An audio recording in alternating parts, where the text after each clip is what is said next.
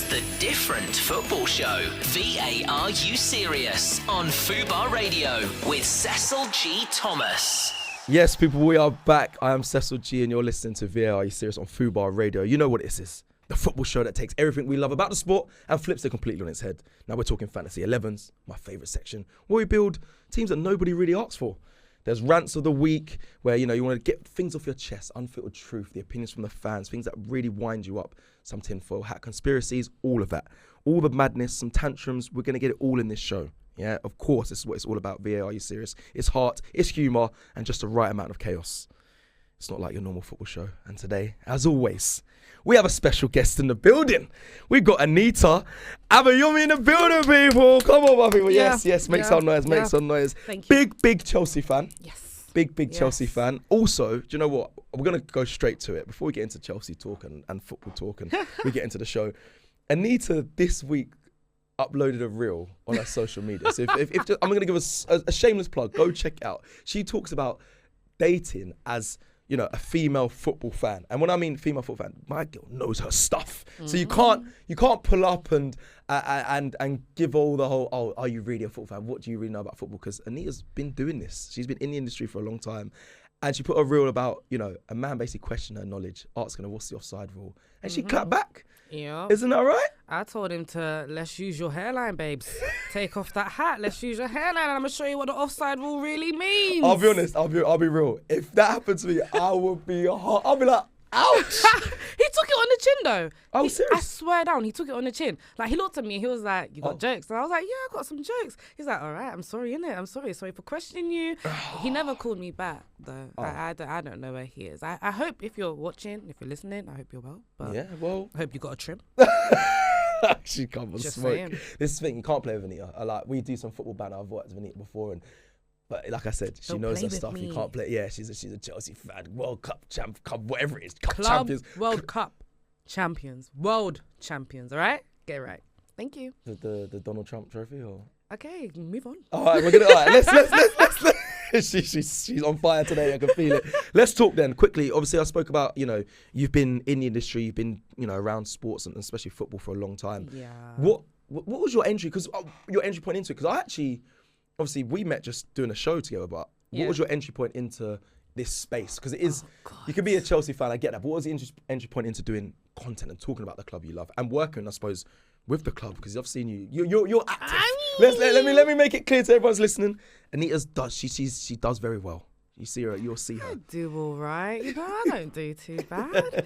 No, but genuinely, everyone always asks me, like, how did I get into it? I just like talking about football. So when I graduated from uni, I got a graduate job and I was very bored. On my lunch breaks, I used to write blogs. So I used to write like funny blogs. I used to write blogs about like how to talk to your MCM when he's watching football. What does this mean about him? If he's an Arsenal. What, Man Crush Mondays back then. Wait, back then. Throwing it MCM's back.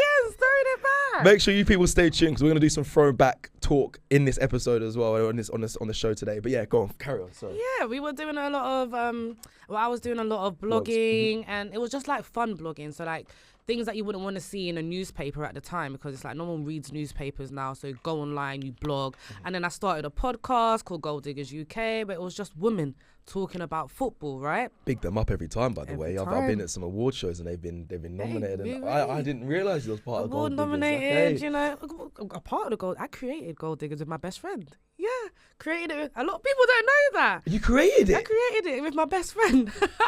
Oh, wow. I really need to put some serious respect on your name. See, guys, wow. Cecil doesn't know me. So this is what this is about. We're getting the real truth from the football fans. This is it. We're learning as we go. Go on, carry on. Yeah, after that, I met a lady at Sky Sports.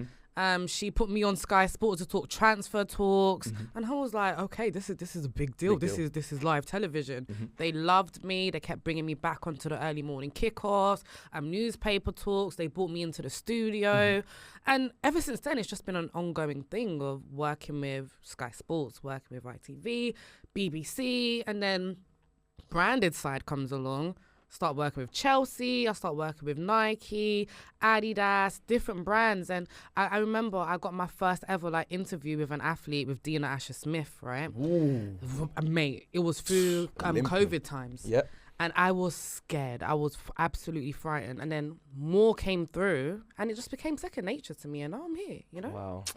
See, that's it. And now she's had a very good career. Now she's here. She's obviously we always got to do more. And we're going to do more in our careers. We're still early on. Again, I see how much you do. I think like I said, you're very successful. Has there been times where you felt like, being a woman in this space, have you felt, I don't know, maybe even sometimes it may not be this, like looked down on, or might be finding it a bit of a difficult route. Obviously, being a black woman as well can add to that. Or is it been actually, do you know what? They've actually, because I sometimes feel this, sometimes I do feel like there has struggle. You get some situations where, there might be racism and whatnot, but then sometimes I feel like, do you know what? No, actually, people have celebrated that it's a voice, a black person's voice, and we're going in, and people are pushing you to move forward in this space. Which side have you leaned to? Have you felt both of you? Child. How long do we have? No, I felt both. Like I came up during the COVID era when it was like Black Lives Matter and let's get more initiatives for black people to get into the sporting world, etc. And that was great. And then once that died down, it was kind of like, this is what everyone was talking about. There will be times where I'll be in a room and it will be a room full of like just old blokes. Yeah. And you're thinking, how is your mindset like this? Like, bro, get with the times. Like, move on, move forward, get with the times. There's been times where I've been on shoots where they're like, we don't think you're acting Nigerian enough. And I'm just there like, what does that look like? I was like, bruh. Start questioning yourself, like, bro. Do you know what I mean? I'm like, am I me? I'm like, what? Do you know what I mean? So it's like, I've seen both sides of it. Still get celebrated till this day, which is great. Yeah. But at the same time, there's some ignorant stuff happening in this industry that needs to be addressed. But I feel like that's why we've got people like myself and yourself in the industry to address those issues and make sure that, the people coming up don't have to go through those issues. And that's why we do what we do. Amen. We'll walk the path, and then the rest, that follow the hope, we won't have to go through some of the stuff that, we've experienced. But like I said, sometimes it's both sides. Sometimes you get celebrated. Sometimes there's some dark times, and you have to work through certain rooms and certain doors and put yourself forward. But that's good. We're going to go into some football chat. This is a bit of a football show. VAR You Serious here on FUBAR. We've got to do a little bit. And obviously I've got a diehard Chelsea fan in the room with me, Anita. Let's go. Liam Rosenior. Is he the right man? Now, I was at the League Cup semi-final first leg, and they were singing. It's funny, people got confused. They were singing "You're Getting Sacked" in the morning. They were thinking, was that for Thomas Frank? But no, it was actually for Liam Rosenior. Obviously, it's too early. Give the man a chance. He speaks very well. Against us, if I'm honest, I think you guys were bad. But you got 2 goals, so you're still in it. I'm not saying it's completely done. But is he, for you, the man? And it is early, but what have you made of him so far? And do you think there is something there that it can work, or is it BlueCo or just they found a cheap alternative, and they're just hopefully shooting in the dark, really, and hoping it lands or scores? It's a difficult one, okay? It's hard for me because I like Rosenior as a manager and as a person, right? I think he's proper chill, proper cool, and I see him as the man there. Do you know what I mean? He's cool. However, when I think about managers of Chelsea, and I'm going through the history books, I'm thinking Jose Mourinho, Carlo Ancelotti, I'm thinking Thomas Tuchel, I'm thinking big managers that have shaped football and how football is played today. Thinking of Liam Rosenior, it's a bit far-fetched, When he was tied to the club, I was thinking there's absolutely no way this is going to happen. Like Pochettino and Graham Potter, for me, they were bad enough. Right, but I allowed it because it's just like, okay, they played in they've managed in the Premier League, they've managed Premier League teams, so what more can I say, what more can I do type vibe, right? Liam, I'm going to give him a chance. You have to give every single manager that comes in a chance. You have to give him a chance. I was there at the game against Charlton. Yep. Because Charlton's not too far from me, so I thought, let me just go. South London, big up. South London, big up yourself. Not too far from me. I went to the game, and I just thought, okay, this is still a little bit Maresca-esque, It's going to take some time for us to develop ourselves into what Liam wants us to play like, right? Yeah. Then the Arsenal game came along, and I was very frustrated. It was frustrating because it just seemed like there's one too many passes happening. and I didn't like it. Robert Sanchez reverted back to the Sanchez we knew of old, and that was scary. It was frightening. Chelsea fans confuse me because I always thought he was not the man, and I feel like he's never been the great keeper for Chelsea. But then I feel like there must have been a run of form that he must have went on because it completely changed. And then when he conceded that goal, went under his arm, they were going back to like, oh, see, I knew he. I was like, but did we not know this all along, or was there a bit of hope and faith? There was so much hope because. I don't know what kind of coaching Maresca put in place for Sanchez, but Sanchez, he got better. Okay. He did get better. Okay, and you look throughout the season, he's progressively just found his confidence. His ball playing has been insane this season as well. Like, I can't take that away from him. But against Arsenal, it's like he lost all that training, came out and became the guy that we saw last season. And it was so sad because at one point, I was watching the Nigeria game simultaneously, right? Right. Double whammy for me. Right. At one point, I was just looking at my laptop thinking, I don't want to watch this no more. Chelsea was on the laptop and I just don't want to watch this no more. Garnacho came on and scored twice though, so hey, I think that's more of an indictment on Arsenal than it is Chelsea. What, are you going to sign him full time? What, you want keep, Sorry? You're going to keep Garnacho then? Sorry, no hablo inglés. No hablo inglés, please. I see the United fans saying, take him then. You scored 2 goals, take him. And then Chelsea fans are like... Nah, we can do what we did with Sancho. Like, it's alright. It's okay. Talk to me about then Clear Lake. I suppose BlueCo is like the City Group. So it's the whole brand of it. For people that don't know, obviously it's like I said, it's like the City Group. It's an amalgamation, I guess, of the owners. They kind of just franchise it as BlueCo. But Clear Lake, do you think the club's going in the right direction through them, or because there's been frustrations at times? Obviously, Todd Bowley came in and spending a lot of money and whatnot. The whole franchise of it all, is the club going in the right direction? Do you see it working out? Because I think Kroenkes have got the KSC there, Kroenkes Sports Entertainment, and everyone's kind of doing all of this. I think the Glazers are hiding behind, I don't even know what they're they're hiding. Yeah, they're hiding. They've got obviously, it's just slipped my mind.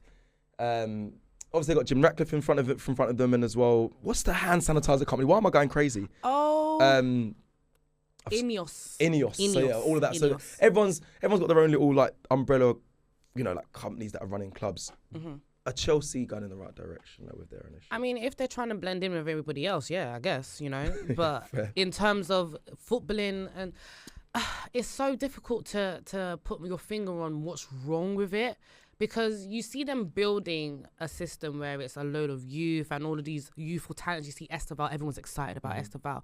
And you see all the youth that's in Strasbourg right now. There's loads of stories coming out about them, by the way. Look into that because it's very weird. A couple of our players that we bought and sent to Strasbourg, they are now being allegedly released because of behavioural issues. It's a weird vibe. It's a weird vibe. And they're being released by Chelsea. So everything's really weird right now. Okay. And how the club is being run... We were promised a club where we're not going to be rotating managers. We've been rotating managers. We were promised a club where we're not going to be shipping out youth. We've been buying youth and then shipping them out. You know what I mean? As a fan, it's weird. As a fan, does that... I don't know. Does that... To me, that's Chelsea...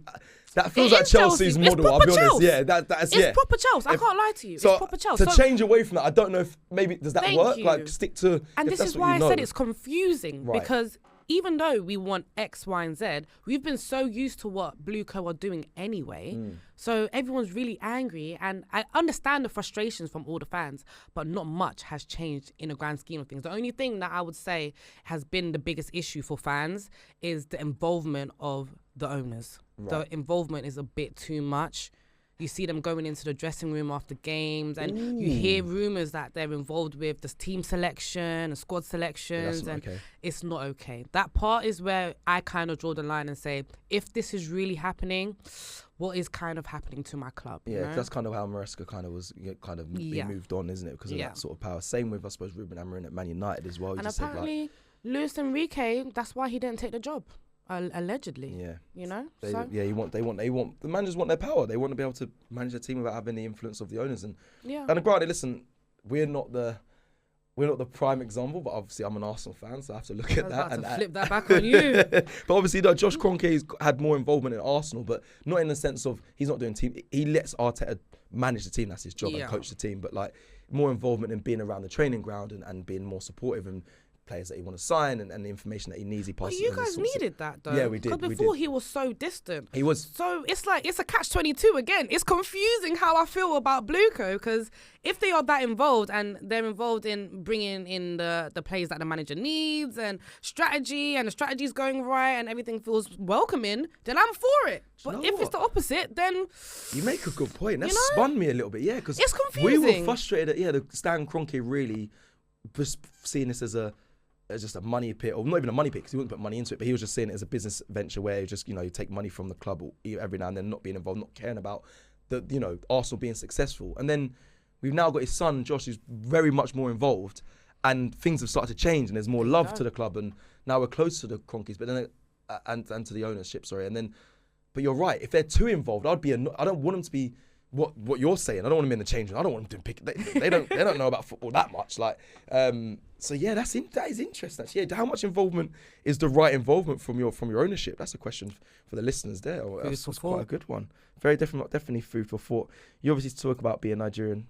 Last week we saw your nation go out in AFCON.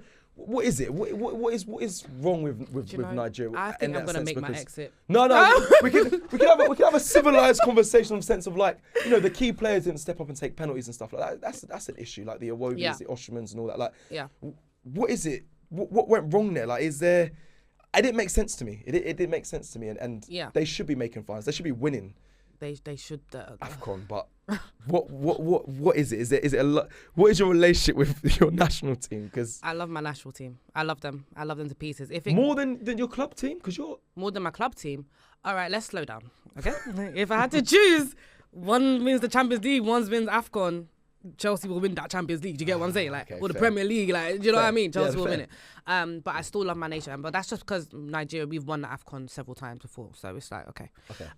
But when it comes to the Nigerian team right now, I think they are all within their prime. And them getting knocked out in the semi-finals is heart-wrenching. Because you assume they're going to make it to the final. But once we came up against Morocco, I'm not saying officiates... I'm not saying the referee was at fault for anything, but there were a couple yellow cards that could have been given to Morocco. Morocco didn't end the game with a single yellow card, which was outrageous to me. Nigeria, we had a couple yellow cards, and Calvin Bassey was massive. He's been massive for the entire tournament. He got a yellow card in the first half, and it wasn't a yellow.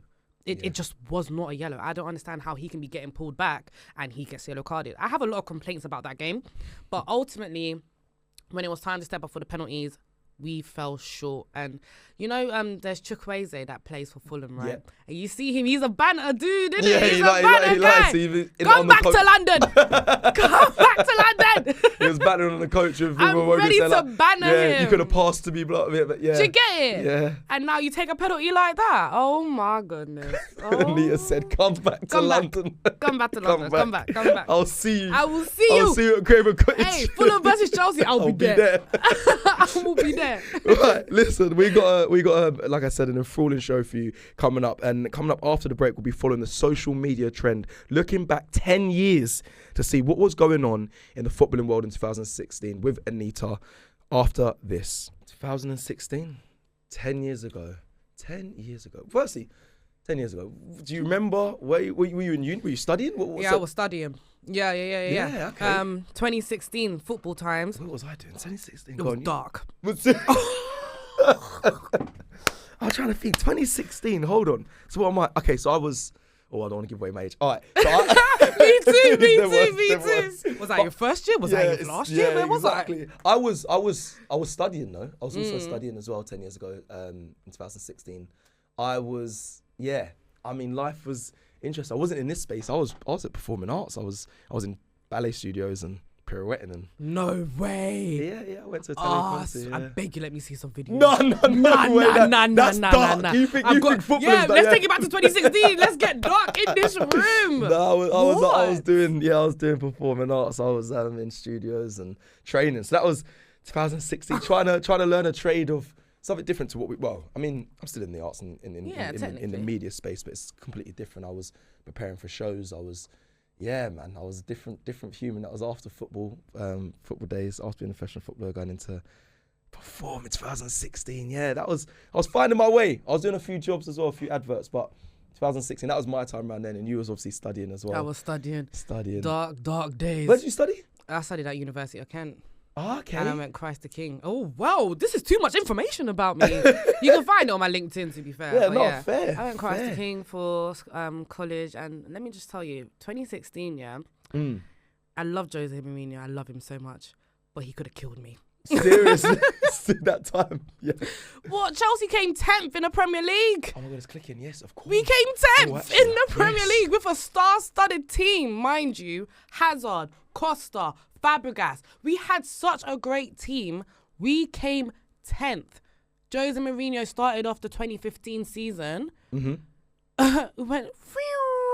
went downhill, brother. Brother. I mean, 10th. It was dark days. If I'm honest. I know. Even listen, we'll get into who finished top of the Premier League. Arsenal didn't, but that was probably our closest time in that Wenger era. Actually, we was obviously reaching top four quite a bit, but then it kind of fell off, and then we hit second, but we weren't really in the race for that title. Even though the team that won it, we done very well against. But let's get into that. Leicester City won the league in 2016. Yeah. Gary Lineker famously, he was forced to present Match of the Day in his underwear. He said, obviously, I actually remember watching that Match of the Day. One, when it sounds mad, in his boxes, but before that, I remember him making a bet saying, if we win the league, I will host a show in my boxes. Mental. And at the time, it was like, it was on the cards, but it definitely wasn't guaranteed. There was still a title race happening around that time. So him to say that, incredible. He ended up having to do it. Was that the greatest moment in the Premier League history or not for you? Ooh. The greatest moment in the Premier League history will always be that Aguero moment. So it's always about, was that the second greatest? Yeah. Do you know what I mean? You know, the producers of Man City fan. I saw him jump up a little bit. Memories. He got them memories. You know what's annoying? It's annoying. He wrote this question saying that, was it the and I was thinking, he knows. But yeah, no, I'm glad though, because I agree with you. I think the Aguero moment, I mean, I remember where I was. I remember who I was with. I remember where I was watching. I remember the split screen that I was watching. Like it was crazy. That's the greatest Premier League moment ever. But I think that could be a close second. Genuinely. Yeah. Is it the greatest achievement then in the Premier League? Because there's different. Obviously, the thing is, this is tough for me because I'm an Arsenal fan. We went invincible, in the Premier League. Let's not forget that. I have to bring it up. No one forgets. You bring it up all the time. Yeah, gold trophy and that. But that achievement, Leicester, no one expected it. Yeah. Like, I think, 5,000 to 1. And I think before that, the season before, they were... Wait, no, did they not get... They got... They got promoted the season before. Yeah, and then they won it the next season. So, obviously, it was unheard of that it was going to happen. Yeah. I just think, do you think that's, one of the top achievements then in the Premier League? It's going to be in there. It's got to be top 3. It's definitely top 3. You've got the Invincibles in there. You've got the Centurions. You've got Leicester winning the Premier League. I think that's definitely top 3. And do you know what? What it did for the Leicester community, crazy. I feel like if you went university around that time in Leicester... mate, your grades, forget them. Forget the grades. What? You got exams tomorrow? Forget that. Go out and have a bender, mate. Like genuinely, the streets erupted. Like all my friends that were in Leicester at the time, they were videoing it on Snapchat. Like, oh my God, look what's happening. Crazy. The streets went crazy. So that's definitely like top 3 for me. It's amazing. They birthed so many incredible players from that team as well that kind of went on and just went to bigger clubs and did amazing things. Some obviously stayed at Leicester and built a name for themselves. I'm intrigued to know, will it ever happen or will we ever see anything like that again? Like obviously with FFP and all that. And do you know what? They would say that teams that come up from the Championship, there's always a big disparity. But I actually think nowadays, this season's that's kind of got rid of that. They've kind of got rid of that myth because Sunderland have been phenomenal this season. Leeds, they've been good. I don't think they'll get relegated. I mean, Burnley. It's not looking too good. Not looking good. Not looking too good. But Leeds and Sunderland. So like, I think the disparity is not as big as it has been in the past. But do you ever think you will see like an underdog do that. So we spoke off it. Villa might be. It might be Villa. Yeah. I don't think, maybe not this season, maybe not next year, I don't know.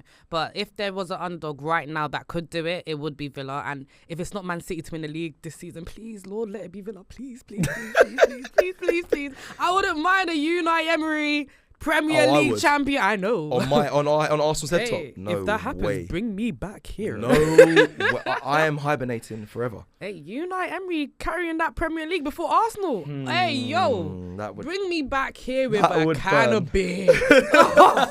Bring me back. With a can of beer. Love it, love it, love it. It's interesting because I always think like what other teams could surprise. Like I look at Iraola at Bournemouth. I'm a big fan of him, but there is. It's not even about the gap, but it just feels like the Premier League. It's so tough, innit? Because I always battle with myself. Is it a strong league? But having City and Pep Guardiola in it makes it very difficult for any other team to win the league. And obviously, I know Liverpool won it last season. Cool, well and good. Slot came in and done that. But like the players there, they're incredible. But City with Pep there, and Arsenal doing what they're doing in the past couple of seasons, obviously second. The level to be an underdog and win the title, I think would be such a huge thing again. I know at the time, I don't think the Premier League was great at that time when Leicester won it, if I'm being really honest. You mentioned some good players in Chelsea though. Yeah, but we came 10th. That was so dark. That is mad. Yeah, I'm looking at it now. 10th. Liverpool came 8th. Oh my God. West Ham came 7th. It was a very dark day. Southampton came 6th. Didn't West Ham have Payet at the time? They must. Yeah, that must have been that free kick season. Dimitri Was Payet. that free kick season? I think it might have been that bang. It might have been. Banging. He was slapping. Like, he was absolutely slapping. But yeah, them being in 7th. Man United being in 5th. Yep. Tottenham were 3rd, I think. They were 3rd, correct? Yep. And then Southampton in 6th. Like, we took Tottenham out of the title race. Battle of the Bridge 2016. I'll never forget it. Eden Hazard, curler, top bins. Wow. But yeah, no. sorry. Memories. I was gonna say. Just memories. I miss Eden Hazard. Anita went into a different space. Mate, and she just went, Hazard. Did. And to be fair, a very, very good player. Icon. Very good player. An icon of the Premier League. I can admit that. Better than any winger Arsenal's ever had. All right. Yep. Hey. Any. Fight me. Yeah, you see me, I'm scouring through all my wingers. My friends got my friends pick blind. One, pick one. I will go back and forth right now. That Hazard, I can't. I honestly. Yeah, I'll give it to you. Thank you. Thanks. On my own show. This is what I'm here for. Anyway, we're gonna go into comparing 2016 to 2026 in a little bit more depth. We're gonna go into comparing the best players of 2016, the best players of 2026. So we're going to have to run through the PFA Team of the Year in 2016 and compare them with Alan Shearer's current team of this year. I want you to tell me who's better player in each position. Okay. We'll go player for player. Cool. Here we go. So let's start. In goal in 2016, the Team of the Year. PFA Team of the Year. Fair play. David De Gea, Manchester United. That's good levels. Shot stopper. No, that's good back levels. then. No, that's good. Yeah. He back then. Tailed off towards the end of his career. They don't talk about that. In 26, Alan Shearer's gone with Robin Roos. I hope I'm saying that right. I'm really bad at pronunciations, but he's the goalkeeper at Sunderland. Okay. Okay. I think David De Gea. I mean, that's an interesting choice. That is an interesting choice. Alan Shearer. A very interesting choice. I'm going to go with David De Gea just because I remember he was the biggest shot stopper in the Premier League and barely anything could get past him at one point. He was absolutely insane. And the drop-off, no one could quite understand where that drop-off came from. Mm-hmm. So I'm going to always go with David De Gea. There's not many goalkeepers that I would put ahead of David De Gea in his prime. Yeah. From the Premier League. Now this one, we're going to go right back. This one's interesting. Go on. Arsenal's Hector Bellerin versus Arsenal's Jurrien Timber. Oh, that's a question for you. I know it is. Cecil, that's a question for you. I know it is. Obviously. Let me sit back for this one. Well, Hector Bellerin for me, obviously, around that time as well, we relied on his speed. He's dubbed to be, a very quick right back. Obviously, he had his knee injury, and off the back of that, never really returned back to the same Hector Bellerin. Jurrien Timber for me is I think will be the best Arsenal right back of all time. I genuinely believe all we need is once we get the trophies through the door, Jurrien Timber is going to be that. So I'm sorry, Hector. Mr. Sustainability, Mr. If we win, I'll plant 3,000 trees. I'm sorry, Mr. Bellin. He was so lovely. Yeah, nice guy. Nice guy. Nice guy. Did YouTube as well, and you know he's very good looking. Yeah. Good personality. Had to drop that in there. You thought he was good with the long hair and all that? Hector was really absolutely gorgeous. Interesting. He is a gorgeous football player. Interesting. Yeah. But we're gonna. So what? You're in Timberdo. What? Yeah. Hey, listen. I don't mind. It's a toss up for me. Yeah. It's not Reece James. I don't know why you put Yuri and Timberdo over Reece James. But hey, if you want to go Timber, go Timber. It's Timber. Hey. Alan Shearer. That's what he's gone with. Hey. Centre backs. We'll do centre back pairing. Go on. Toby Alderweireld. Okay. It's tough to say his name. Tottenham Hotspur. And Wes Morgan at Leicester City. Obviously, they ended up winning the league that season, so that's why he'll probably be in there. Versus Mark Guehi at Crystal Palace and Gabriel Magalhaes at Arsenal. Okay. Now. Okay. Wow. So Wes Morgan and Toby Alderweireld, obviously they came third to Tottenham. And yeah, to be fair, he was good for Tottenham. That season, Alderweireld was really good. He was really good. He was actually unplayable. But Mark Guehi, he's been excellent, absolutely excellent, and he's the definition of just someone that you need in your back line. Yeah. He's a staple type of defender that I want at Chelsea, even though he was once ours, and then we let him go, and now we want to buy him back. But everyone else wants to buy him now, so it's correct. And Gabriel, in my opinion, one of the most underrated, like I know he's rated highly already, he's one of the most underrated centre-backs in this league. And I say that because a lot of Arsenal fans put Saliba ahead of him, and he's often in Saliba's shadow. Yeah. But I think he's, if not just as important, more important. Yeah, he is. Do you know what I mean? He is. Just like putting my Arsenal bias aside, just because of that, I will go for Gabriel. And yeah. Okay, I like that. I'm an honest girl. No, I know you are. I think Wes Morgan obviously was the captain of Leicester City that season. And he was strong. He was very strong. Ended up winning. Obviously, they won the league that season, so he obviously led his team to that. But listen, this could be the season at Arsenal. Going to win it. So Gabriel makes sense. Mark Guehi can link to the big club, so it makes sense. Left back, Tottenham Hotspur's Danny Rose in 2016, or Chelsea's Cucurella. Let's move on. But Danny Rose, let's move on. I respect Danny Rose. Fast, quick, and can, can do these the overlapping fullback up and down. Yeah, I respect Danny Rose. I had a nice sit down with Danny Rose one time. Nice one-to-one interview with him. He's great, lovely guy, amazing guy. I will still pick a career. Next. Well, actually, I mean, she's a Chelsea fan. I can't argue too much. It's not even just about being a Chelsea fan. Cucurella, as a left back this season, has he not been phenomenal? Yeah, apart from the red card the other day, but he hasn't put a foot wrong. I'll be honest. Thank you. I'll put my bias aside. Internationally and for his club. Thank you. Really Euros, good. Boy. Smash. Right, let's run through the midfield. We'll do the midfield for the free. Here we go. Riyad Mahrez, 2016 Leicester City. N'Golo Kante, Leicester City. Dele Alli, Tottenham Hotspur. 2016 midfield. This 2016 midfield Ali? Dirty. And Dimitri Payet at West Ham. They've gone, obviously, this has gone 4-4-2. They've gone 4-4-2 for 2016 and we'll work out the 2026 one. But so there's four midfielders there. We'll go bar for bar. So Riyad Mahrez, remind you, N'Golo Kante, Dele Alli, and Dimitri Payet. Okay, that is a strong midfield, by the way. To 2026 midfield. Granit Xhaka, Sunderland. Having an incredible season so far. Oh, Declan Rice's Arsenal. This is going to be a battle. Moises Caicedo's Chelsea. I knew he'll be in there. Yep. And then, okay, I'll do those three. And it's kind of going to be difficult because there's four midfielders against three midfielders. And we'll do the front three. Okay, do you know what? I'll throw Morgan Rogers in there as well because they got Morgan Rogers 2026 as well. Right. Come in, Anita. I want to get involved. So let's do this. Riyad Mahrez is obviously the more technical player, so he'll probably go up against Morgan. Oh no, but Dele Alli's there. I would put Dele Alli up against Morgan Rogers. Would you? Yeah. I would put him up against Morgan Rogers. I'll put Dele Alli with Rice. Oh, I see why you'll do that. Okay. However, if we're gonna do like a 4-2-2-2, right? If we're gonna keep it that formation.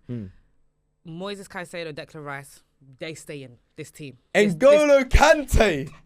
Oh my God, get me out of here. Oh my God. Okay. Let's start again. So let's think. Let's start again. Let's think this through. N'Golo Kante 2016. He obviously ended up going to your club, but he is the epitome of what Moises Caicedo does. N'Golo Kante. So what are we doing? But then it's kind of like, okay, does Declan Rice need to be in this team? What are we doing here? Don't do that. Declan Rice is in. Okay, you know what? Declan Rice is in. Okay. And for the sake of peace and for this to work, I will put N'Golo Kante ahead of Moises Caicedo. That makes sense. I'm with you there. I'll do that. Okay. So then we've got the left next two. Riyad Mahrez, Dele Alli, and Dimitri Payet. Okay, so Morgan Rogers. we've got to get through this. This is difficult. Morgan Rogers. Okay, I'm gonna go.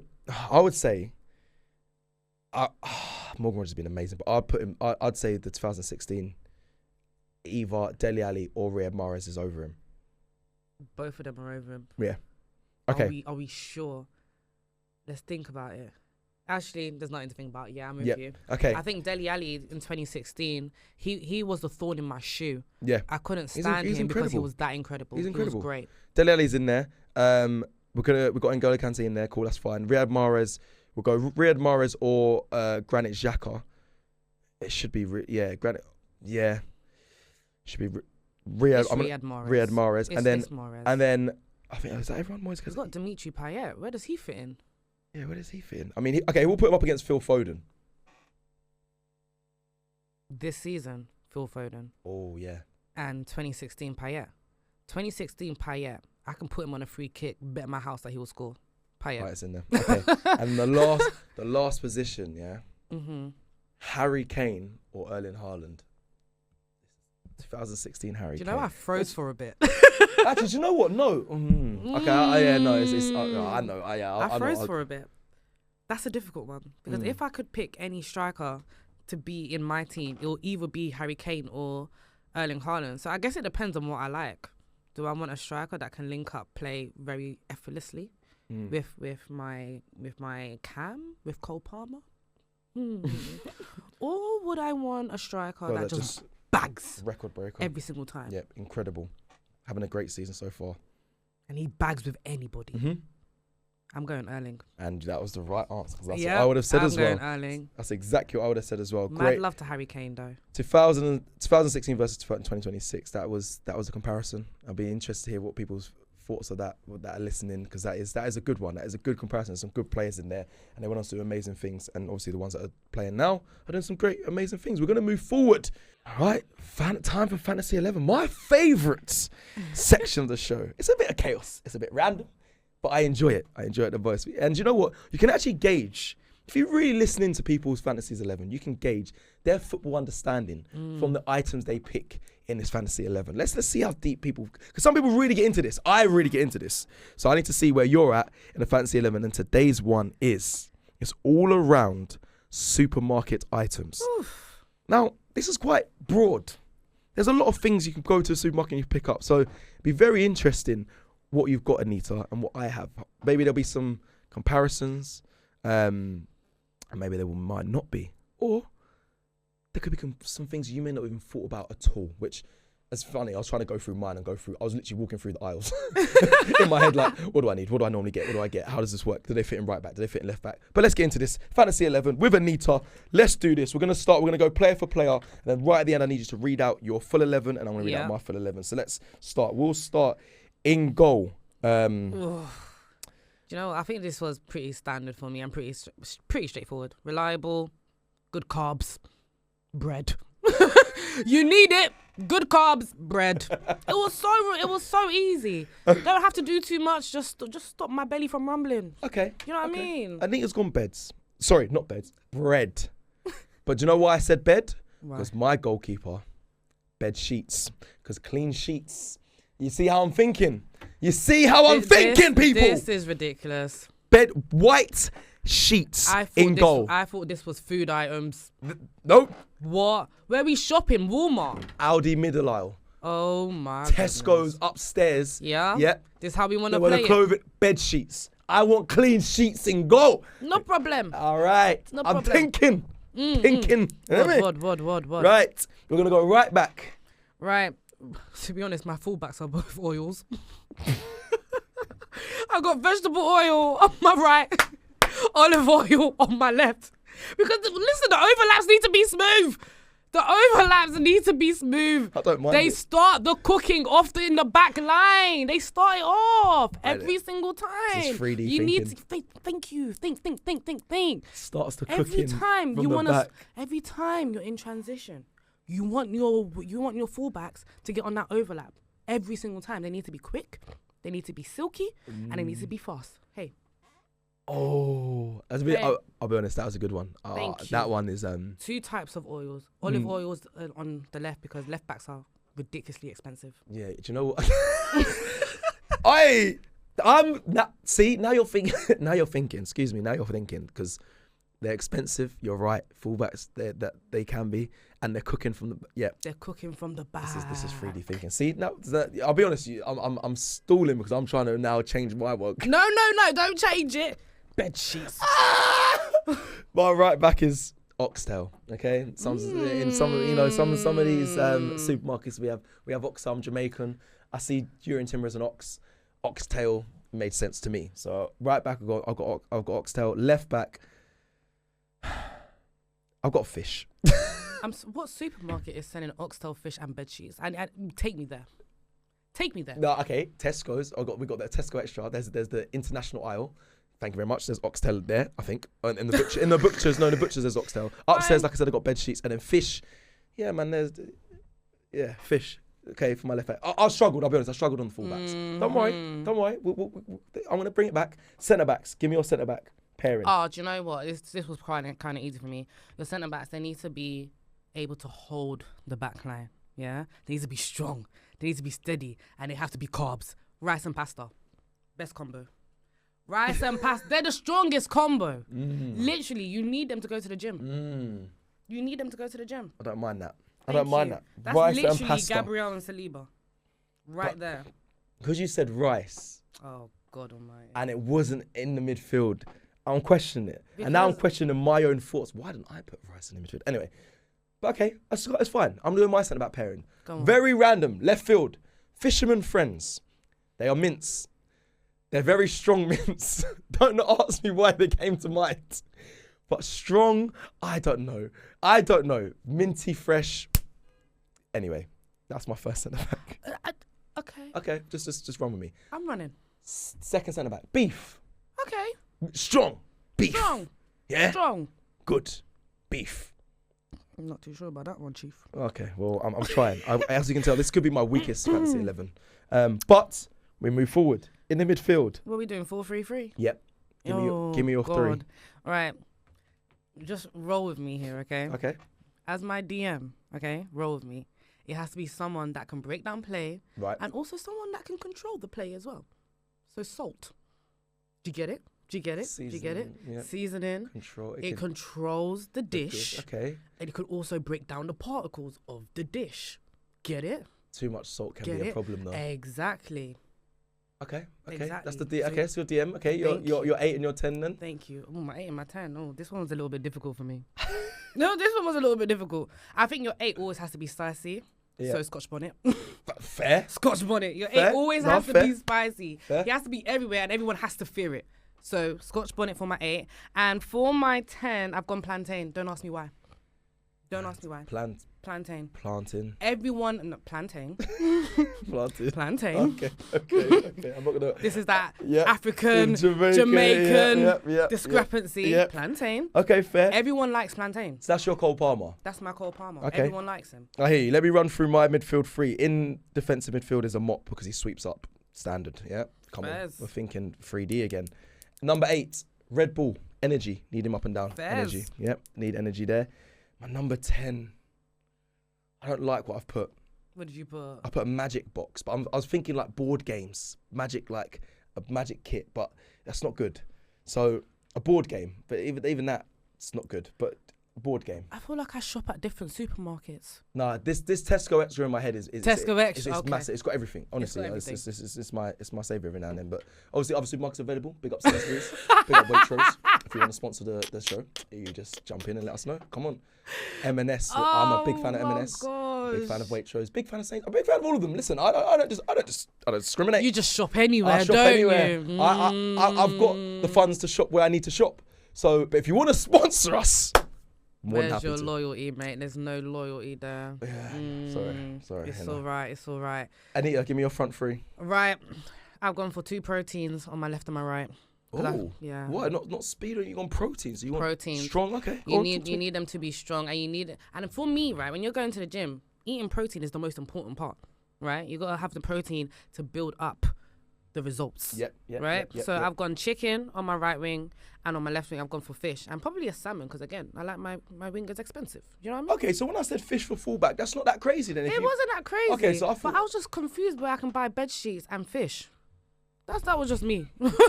that was just me. We'll leave that to the judge to decide who wins at the end. Striker. You see, this one was so difficult for me. I couldn't think of a striker, so I've gone with Haaland. What? You can buy Haaland? What? If I could, I would. I couldn't think of a striker. I've just gone with Haaland. Well, you must be rich, because to walk into a supermarket and pay a couple hundreds or 100 million, say, for a striker, that's for you. Right here in my pocket, didn't you know?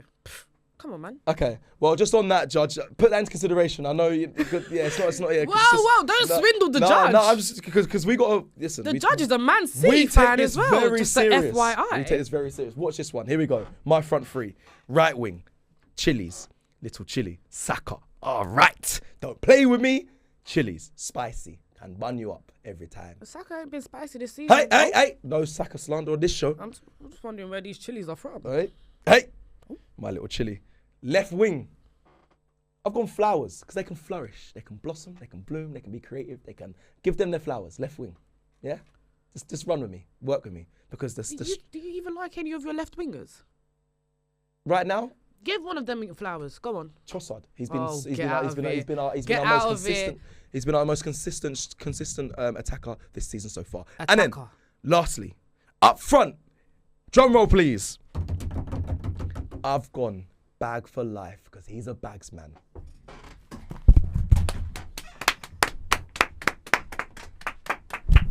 Yep, I've just thrown off my headphones. I've stood up myself. Anita's joined me. That one banged. That one banged. That one. Shake my hand. Yeah. Thank you very much. See, we're thinking 3D, 4D. I've gone to a different level. You were playing chess and I was playing checkers. There we go. We're gonna run through our 11s. I'm gonna start and I'm gonna give you a small explanation of why I've got them in goal. In goal, bed sheets. It's clean sheets. Makes sense. Right back, Oxtail. You're in Timber. He's an ox. Makes sense. Fish, left back. Don't ask me why, but it's there. It can swim up and down the wing. Well, it's dead. But anyway, we'll carry on. Centre back pairings, Fisherman Friends. Old school, mince. Old school, classic, rugged, firm, strong. Very hot. Mince? Yeah, mince. Fisherman Friends. You know about them. Centre back, the second centre back pairing is Beef, because I want him to just beef everyone and be strong. DM, I've got a mop to sweep up everything. Number 8, Red Bull, energy, run up and down the wing. Obviously, that gives you wings as well. If he needs to fly, he can fly.